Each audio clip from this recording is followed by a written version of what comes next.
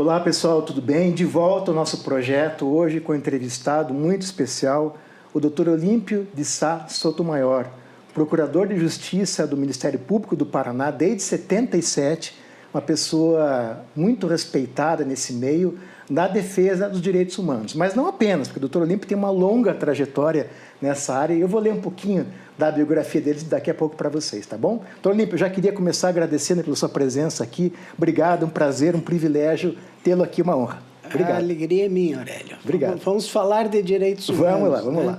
Gente, eu vou ler um pouquinho, como de costume, a biografia resumida do Dr. Olímpio, porque ele tem muita coisa para contar, mas tem que ser resumido, né? Tá bom? O Dr. Olímpio é coordenador do Centro de Apoio Operacional das Promotorias de Justiça de Proteção aos Direitos Humanos do Ministério Público do Paraná. Ele, enfim, está no Ministério Público desde 77 e teve várias funções muito importantes lá. Por exemplo, ele foi presidente do Conselho de Procuradores Gerais dos Estados da União. O Dr. Olímpio também já foi Procurador-Geral de Justiça 4 vezes, foi integrante do Fórum Paranaense de Resgate da Verdade, Memória e Justiça, do Observatório de Direitos Humanos do Paraná, e também é hoje um militante, um atuante dos direitos humanos que eu considero como uma referência nacional das mais importantes. E vocês sabem que esse tema é um dos temas mais caros aqui para o nosso projeto, o Planeta Brasil Sustentável.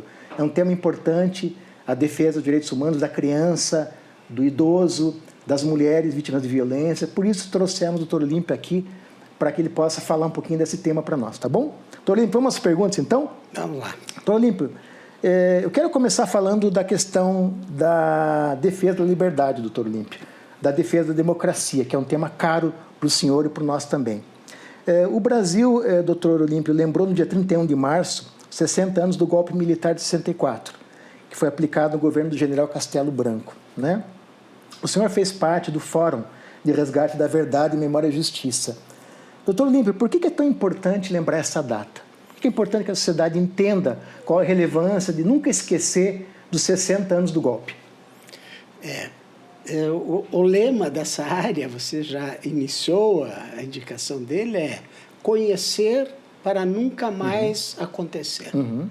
É fundamental que as pessoas tenham conhecimento da história do Brasil, e especialmente da história nesse período da ditadura militar. Eu participei da Comissão Estadual da Verdade do Estado do Paraná e fizemos a investigação das graves violações dos direitos humanos ocorridas no período de 1946 a 1988.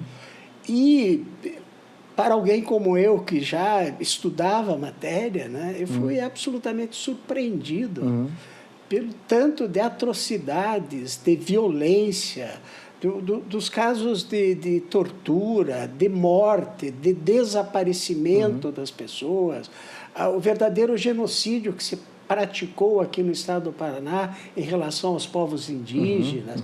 Enfim, né, foi uma desagradável surpresa, né, de ver tantas violações de direitos humanos ocorridos aqui no estado do Paraná, nesse contexto, né, de afastamento na área jurídica de institutos que são produtos da civilização dos povos. A ditadura afastou a utilização do habeas corpus, né, cassou juízes, promotores, ministros do Supremo Tribunal Federal. Quem é que pode trabalhar cumprindo com o seu dever funcional num contexto de que a qualquer momento você pode ser cassado? Tudo a revelia da lei, né, doutor Olímpio? Tudo a revelia, com processos sumários. Enfim, o fechamento do Congresso, a não possibilidade de escolha dos governantes, foi um contexto. Para além de tudo isso, uma ampliação no período da ditadura militar de mais de 1000% da dívida pública. Hoje, 84% do orçamento da União é destinado ao pagamento da dívida pública. Imagine, 48% do orçamento da União é destinado ao pagamento da dívida pública, recurso que deveria estar sendo aplicado em saúde, educação, habitação, etc., destinado para pagamento dessa dívida, que, aliás, a Constituição estabeleceu devesse ser feita uma auditoria dessa dívida que até hoje não foi feita. Enfim, mas aquele discurso, né, do desenvolvimento no período da ditadura, do progresso, tudo falacioso, né, um período de extrema corrupção, de uma corrupção desmedida, até porque não se podia denunciar, divulgar esses fatos, né, perante os meios de comunicação social, que era capaz de ainda ser processado, ser divulgado, enfim. Né? E qual é a importância disso? A importância como eu disse, de não se repetir isso. É lamentável que nós tenhamos recentemente, né, assistido pessoas nas ruas com faixas pedindo intervenção militar. Sim. Né? Quer dizer, constitucional, segundo eles. Né? Uma ignorância tamanha, né? Que desconsiderava, inclusive, o fato de que, se tivesse intervenção militar, eles não poderiam estar à rua manifestando o seu pensamento. Já iriam presos. É uma triste história. Em relação a essas graves violações, deve ser aplicada a denominada justiça de transição, que significa o resgate da memória, da verdade, a reparação e a responsabilização. Nós, infelizmente, no Brasil, diferentemente do que ocorreu na Argentina e em outros lugares, nós não fizemos a responsabilização e estão aí, né, criminosos que durante a ditadura militar torturaram, mataram, desapareceram pessoas, ainda sendo elogiadas, né, ainda recebendo elogios, não obstante essa conduta absolutamente ilícita. É lamentável, né, doutor Olímpio? Doutor Olímpio, esse compromisso seu e do Ministério Público com o Estado Democrático de Direito, com a Constituição Federal de 88, ele implica em compromisso com a verdade, extremo, com a verdade, os direitos humanos, enfim. Mas nós temos um processo muito complicado no Brasil, que são as fake news, que é objeto de projeto que tramita no Congresso, o senhor sabe muito bem como é que está a tramitação, e o ministro Alexandre de Moraes travando uma batalha dura contra algumas corporações privadas que insistem em dizer que poder falar o que quiser é liberdade, ou seja, confundindo liberdade com a expressão de ódio, de manifestações raciais. Eu queria que o doutor Olímpio se manifestasse... Você fez a pergunta e já respondeu. Pois é, né? como é que o senhor, como é que o senhor encara essa luta pela defesa da verdade, doutor Olímpio? Não é possível imaginar que a liberdade de expressão, né, constitucionalmente protegida, né, possa se transmudar para você utilizar, inclusive, os meios de comunicação social para prática de crimes, para apologia de crimes, para incentivo à prática de crimes, para um discurso, né, que importa em manifestação de ódio, discriminando, né? Enfim, é um contexto completamente inconstitucional e criminoso. Né? Nós não podemos fazer a defesa, quando se defende a liberdade de expressão, fazer a defesa dessas práticas, né? que, na verdade, estimulam a prática de delitos e estimulam ódio, né, o desenvolvimento do ódio por segmentos, né? Por segmentos que infelizmente, na realidade brasileira, já se encontram afastados da possibilidade do exercício dos direitos elementares da cidadania. Doutor Olímpio, isso nada tem a ver com censura, né? O projeto em questão, o objetivo é regulamentar o que acontece já na Europa, né? Inclusive foi objeto de regulamentação recente. Não tem nada a ver com censura, é porque é necessário que haja um limitador legal, né, doutor Olímpio, para isso. Que haja resposta para as coisas que ocorreram e dependente do nível, da quantidade né, desse tipo de prática, né, de mentiras, né, das fake news, há mesmo a interrupção mesmo de programas, até de concessões. Sim. Né, porque as concessões para os meios de comunicação social têm que estar sempre voltadas a práticas educativas, a práticas vinculadas à difusão de valores sociais significativos, né? E não para esse tipo de coisa que aumenta, como eu disse, o ódio, aumenta a discriminação, o preconceito, enfim, né? Que ao final causa, né, no contexto social, né, um espaço de conflito, de confronto, né? Eu gosto muito de uma definição do Eduardo Bobbio, quando ele fala de direitos humanos e da paz social. Ele diz que os direitos humanos, democracia e paz social são 3 momentos de um mesmo movimento histórico. Onde os direitos humanos não se encontram devidamente inscritos e implementados, não se institui uma sociedade genuinamente democrática. E onde não há uma sociedade democrática, não se criam as condições favoráveis para a superação pacífica dos conflitos sociais. Pacífica. Condição sine qua non, né? Exatamente, é isso que a gente busca, a intervenção do Poder Judiciário, enfim, de todos os poderes públicos. É nessa perspectiva da construção de uma sociedade pacífica, né? Que possa resolver as suas divergências, a diversidade que é própria da democracia de forma pacífica, e não com confronto, e não com ódio, não com perseguição de pessoas, etc. Doutor Olímpio, a agenda dos direitos humanos é grande, é complexa e é desafiadora, né? Então, misoginia, infelizmente, é muito comum no Brasil, preconceito, todas as formas de preconceito, racial, religioso, enfim. O doutor Olímpio identifica, combate à fome é uma causa cara, para o senhor eu sei também. O senhor identifica algum problema que o senhor acha que tem que ser enfrentado prioritariamente? O senhor acha que todas as linhas de frente de combate têm que ser enfrentadas na mesma proporção? Como é que o senhor está a nível nacional? Porque o senhor é uma figura... Eu vou tentar resolver sob 2 ângulos. Primeiro, que eu acho muito importante, Aurélio, é nós termos em mente que o defensor dos direitos humanos deve ser defensores de todos os segmentos, né? Não é possível que alguém seja defensor, por exemplo, dos direitos das pessoas com deficiência e não seja em relação às crianças e adolescentes. Ou que seja em relação às crianças e adolescentes e não seja em relação à população LGBTQIA+. Ou que seja defensor da população LGBTQIA+, e não seja defensor da população em situação de rua, ou dos índios, ou dos quilombolas, e assim por diante. Então, essa é a primeira observação. Refugiados, né? Refugiados, enfim, que, né, tem que...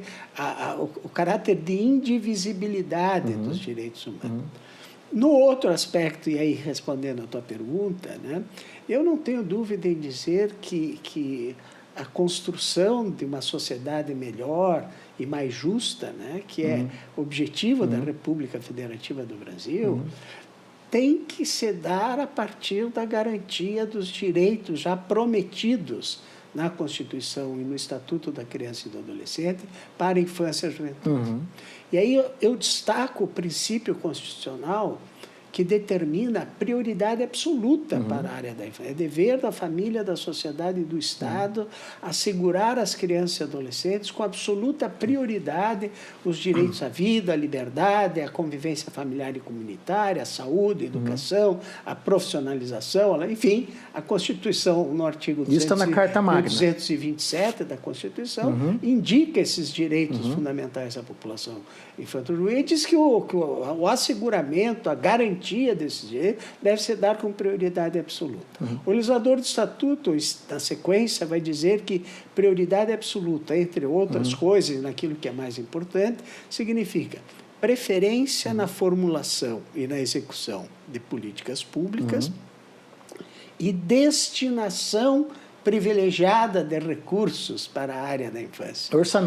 Orçamento. Então, a gente aqui no Paraná, né, bom, sempre tivemos 2 grandes bandeiras na área da infância. O lugar de criança é na família, né, que é o principal espaço de socialização do ser humano, é um espaço de afeto necessário para o desenvolvimento sadio da criança e do adolescente. Que lugar de criança é na escola, né, que a escola é o espaço para o desenvolvimento pessoal, capacitação ao trabalho, e diz o texto constitucional, e de preparo para o futuro exercício da cidadania.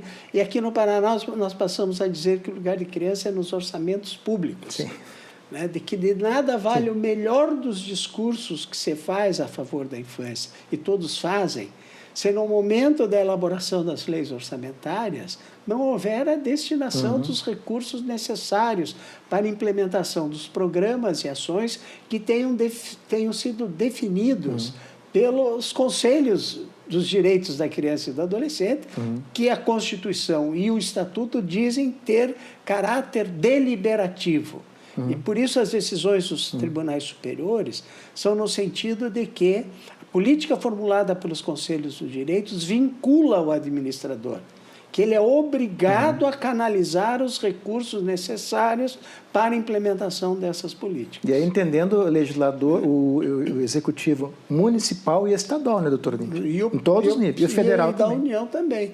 Né? Essa é uma possibilidade, né, que em cada município seja feito o diagnóstico da situação da infância e da juventude. A partir desse diagnóstico seja formulada uma política consequente e é que essa, né, desde da elaboração dos planos plurianuais, da lei de diretriz orçamentária, do orçamento propriamente dito e da execução do orçamento, se dê a prioridade que a Constituição prevê e o Estatuto prevê. Nós temos decisões, Aurélio, no sentido de que o administrador não pode implementar uma outra política não preferencial enquanto houver ainda programas e ações definidos como políticas para a infância e a juventude.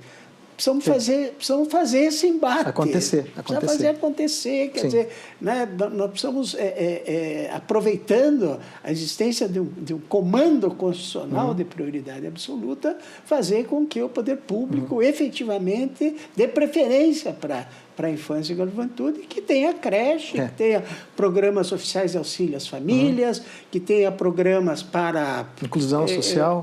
Inclusão social, programas para atendimento de crianças e adolescentes dependentes de álcool e droga, que tenha profissionalização para os adolescentes, quer dizer, um conjunto de direitos que estão previstos no Estatuto da Criança e do Adolescente, mas infelizmente ainda não estão implementados. Só isso já dava um programa inteiro, doutor Olímpio. Não dá para a gente falar porque temos meia hora só. Doutor Olímpio, eu queria fugir um pouquinho e trabalhar um outro tema que, como eu disse, eu sei que é muito caro para o senhor.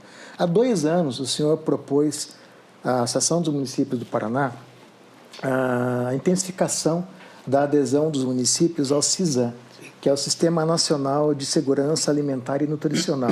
A sua preocupação, naturalmente, era, como eu sei que ainda evitar a fome, combater a fome de maneira muito agressiva, evitando uma das coisas mais absurdas do Brasil, que é você ter um país que é o maior produtor de grãos do mundo, um dos maiores produtores de grãos do mundo, e ter aí tantas pessoas passando fome, situação falimentar, 30 milhões de pessoas aproximadamente.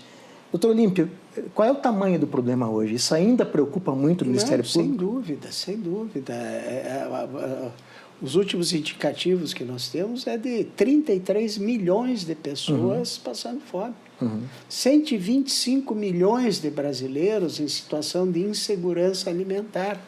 Quer dizer, isso é emergencial. Isso é o que, né, os municípios, todas as forças progressistas têm que estar atuando no sentido, né, da localização dessas pessoas. Porque quando você fala fome, quando você fala em segurança alimentar, dá a impressão que tudo isso acontece em outro lugar. Né? Mas acontece na nossa casa, acontece no Paraná. Apesar de ser um estado que tem uma produção agrícola enorme, né, doutor? Extraordinária. Infelizmente, a produção agrícola, dos grãos, da soja, do milho, do feijão, tudo é exportado. Né? E o pior é que é exportado sem o pagamento de imposto. Né? Então, estimula-se o agricultor, o agronegócio, a fazer a exportação. E daí há uma carência de alimentos aqui. Né? Nós temos, agora que está se ampliando, né, com o novo governo, né, o programa de aquisição de alimentos, né, programa de aquisição de alimento escolar, tem vários programas que hoje começam a, né, movimentar o país no sentido de levar alimentos, né, para essas famílias que se encontram nessa condição, né, que avilta a dignidade da pessoa humana. E você estando com fome, você não exercita os outros direitos. Isso. Né? Quem tem fome não exercita a saúde, não exercita a educação, enfim, né? Não exercita trabalho digno. Então, a importância desse grande movimento, né? E com o auxílio da Associação dos Municípios, com o teu auxílio, né? O Paraná, hoje nós temos números, 230 e tantos municípios que já fizeram adesão ao sistema. De todo o país, assim, eu acho que parece que o país todo tem 500 e tantos. Nossa, o Paraná é quase metade. O Paraná tem a metade. E o que importa você fazer a adesão? Para aderir ao CISAM, né, há um compromisso de se instituir um Conselho Municipal de Segurança Alimentar e Nutricional, há um compromisso de criar um comitê intersecretarial para que o próprio município, através das suas secretarias, né, se envolva com essa situação, que apresente resultados, né? E a previsão da realização de conferências municipais para que toda a população possa se manifestar acerca do tema, e principalmente a obrigatoriedade de apresentação de um plano municipal de segurança alimentar e nutricional. Então, você mobiliza toda a comunidade para responder a essa situação, né? Para identificação, para fazer a busca ativa, identificar essas pessoas, incluir essas pessoas em programas como o CAD Único. Nós temos, né, na perspectiva agora também da assistência social, nós temos programas que buscam intervir nessa situação, enfim, que haja uma grande mobilização, né? Eu duvido que tenha um município, qualquer um deles, que não tenha gente passando fome. Doutor Olímpio, eu queria, aproveitando a deixa, perguntar da responsabilidade do setor privado também, né? Porque o senhor está falando o tempo inteiro do setor público, a sociedade envolvida, mas o setor privado também tem a responsabilidade, doutor Olímpio, uma vez que ele é que comercializa, produz, eu estou falando do setor agrícola, né? Mas o setor privado que comercializa também, doutor Olímpio, eles têm que se envolver nesse debate de maneira mais profunda, não tem, doutor Olímpio? Para garantir que o alimento chegue à mesa das pessoas, né? Infelizmente, o Brasil, né, a gente vai olhar quando o Banco Mundial anualmente indica, né, os países que possuem o maior índice de desigualdade social. O Brasil está sempre lá entre os primeiros. Entre os primeiros. Junto com Nepal, com Quênia, com Serra Leoa. Esses são os países que nós acompanhamos, né? Diante dessa situação brasileira em que as riquezas produzidas por todos não são distribuídas entre todos e acabam concentradas em mãos de grupos minoritários que se beneficiam dessa estrutura social injusta estabelecida. Então, se o Estado tem um dever institucional indelegável de atuar no sentido do asseguramento dos direitos, né, eu não tenho dúvida de dizer que o setor privado igualmente tem. Porque ele também pode realizar a distribuição de riquezas necessárias. Mas que é o que a gente, infelizmente, né, outro dia fizeram um levantamento, parece que 5 pessoas do país têm o equivalente à riqueza a quase metade. Concentração de renda em níveis absurdos, né? E daí a importância de você ter programas de taxação das grandes fortunas, né? Você tem que encontrar mecanismos, né, para que esses recursos... E é bom que se produza, é bom que se tenha lucro, ninguém é contra o setor privado, óbvio. Né? Mas tem que ter um limite para atender aos interesses maiores da própria sociedade. Eu acho que é nessa perspectiva, né, que as coisas devem caminhar. Doutor Olímpio, eu queria falar um pouquinho, muita coisa para falar, então a gente fica até selecionando os temas. É a questão da mulher, doutor Olímpio. 2023 foi o ano com o maior número de feminicídios desde que esse crime foi tipificado, doutor Olímpio, em 2015. De acordo com o Fórum de Segurança Pública do Brasil, houve quase 1.500 vítimas de feminicídio no ano passado em todo o país, ou seja, 1,4 mulheres mortas para cada grupo de 100 mil. Doutor Olímpio, o Brasil tem muito que avançar no combate ao feminicídio, à misoginia, né, doutor Olímpio? Ainda embora as mulheres sejam maioria, elas ainda não têm o respeito que deveriam ter, né, doutor Olímpio? Nós tínhamos, lá no nosso centro de apoio, nós tínhamos um eixo que tratava do enfrentamento à violência doméstica familiar contra a mulher. E temos ainda. Só que nós acrescentamos nesse centro de apoio, no nome do centro de apoio, promoção da igualdade de gênero. Né? Porque a melhor maneira para se afastar a violência, para haver tratamento com dignidade, com respeito, né? É através de se garantir os espaços, né, dentro da sociedade para as mulheres que têm competência para isso. Por que é que você, no mesmo local, realizando o mesmo tipo de atividade laboral, o homem ganha mais que a mulher? É porque esse raciocínio que vem se desenvolvendo, né, sei lá, da cultura brasileira, esse misoginismo cultural, né, de querer que a mulher obedeça ao homem. Sim. Vai tudo muito bem desde que... Né? E no momento em que a mulher deixa de obedecer, ela se sujeita a ser vítima, né, de violência psicológica, às vezes violência física e até em situações, né, mais graves do feminicídio. Que hoje nós estamos, na verdade, descobrindo índices que antes estavam escamoteados. Né? Porque hoje a legislação obriga que você... O Ministério Público, ao dar início a uma ação penal... Transparência. Transparência no sentido de indicar que aquela prática de homicídio se deu em razão de se tratar de uma mulher pela condição de vida dela, enfim. Né? Então, isso que traz à tona. Né?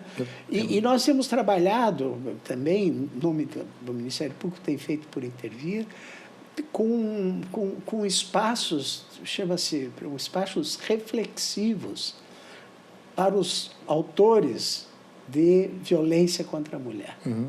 Né? Para o sujeito ir participar disso, né, através de técnicas, né, e de profissionais habilitados, ele próprio refletir sobre a conduta dele, né, que às vezes é só uma reprodução daquilo que ele viu o avô fazendo, o pai fazendo. E mudar o comportamento, né, doutor? E mudar o comportamento.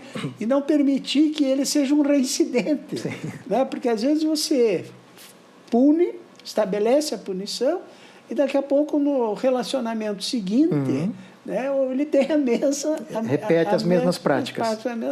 Então, esses grupos reflexivos, né, que a Lei Maria da Penha prevê, né, eu reputo que tem sido muito importante. É mais ou menos assim, estava falando e me veio à mente, né, de um amigo meu que contou que ele apanhava de chicote do pai dele. O pai dele usava um chicote quando ele fazia alguma coisa errada e tal. Então, temos que evoluir. Né? Hoje a legislação não prevê nem mais a palmada. Imagine em pouco tempo, né? Em 50 anos, sei lá quanto, você evolui. E daí temos que evoluir nessa perspectiva em relação à mulher, como temos que afastar o racismo estrutural, né? Essa perseguição aos LGBTQIA+, quer dizer, são coisas inconcebíveis, que em razão da identidade de gênero ou da opção sexual, a pessoa seja agredida na rua, atos de violência, às vezes, né, vítima. O Brasil também é o país do mundo onde ocorre o maior número de lesões, de homicídios contra a população LGBTQIA+. Como faz a mesma coisa com a população em situação de rua, que também são, por incrível, né, vítimas de violência. Quem deveria estar recebendo solidariedade, fraternidade, ainda é vítima de... Aporofobia, né? Exatamente. Doutor Olímpio, é uma pena que o programa está acabando. A aporofobia é um tema que valeria um programa. Vale também, né? Que é esse ódio que se tem dos pobres. Né? Quando o que se espera é que se afastar esse raciocínio perverso, de querer responsabilizar os marginalizados pela própria marginalidade, como se eles tivessem feito opção voluntária por viver à margem dos benefícios produzidos pela sociedade. Sim. Então, se há opção voluntária, eles são responsáveis pelo aquilo que experimentam. E daí o Estado fecha os olhos, a sociedade fecha os olhos. E eles ficam invisíveis, né? Exatamente. É isso. Doutor Olímpio, é uma pena que o programa está acabando, porque é muita coisa para falar, rápido, pouco né? tempo. Mas eu queria, de novo, agradecer o senhor pela presença e pela aula de Direitos Humanos que o senhor trouxe para nós. Obrigado, doutor Olímpio, pela gentileza. Eu que agradeço. Revê-lo é sempre bom. Obrigado, né? igualmente. Revê-lo numa condição como essa, em que se pode Obrigado. falar de temas tão significativos para a sociedade. A Constituição Federal diz que o objetivo fundamental da República Federativa do Brasil é de construir uma sociedade livre, justa e solidária. Né? Eu acho que com esse tipo de conversa que nós tivemos aqui, de discussão sobre temas significativos, Sim. é assim que nós vamos caminhar, né? No sentido de atender o que a Constituição da República... Caminhamos. Obrigado, doutor Olímpio. Parabéns pelo seu trabalho. Esse é o nosso objetivo, desenvolvimento sustentável com respeito a todas as formas de vida. Pessoal, obrigado pela audiência e até o próximo programa.